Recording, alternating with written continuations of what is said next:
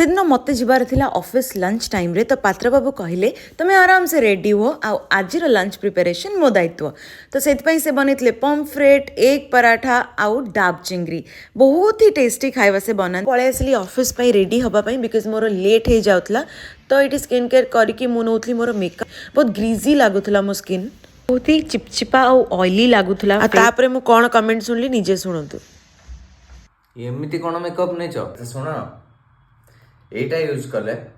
तम skin automatically glow करिवो makeup दरकार ही पड़िबनी। एटा होची डम डॉक 4% niacinamide with SPF 50 PA++ brightening sunscreen एटा स्पेशली आम इंडियन स्किन टोन पर डिजाइन करा जायछि तेणु करी यार कलर होची पर्पल मु हाथ रे अप्लाई करके देखौछि आपन को आपण नीचे बिफोर और आफ्टर इमेजेस देखिकी जानी परिबे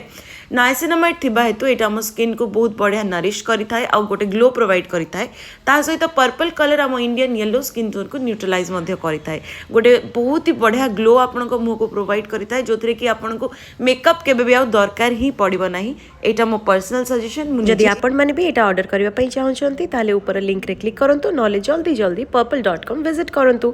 for a better and non oily skin.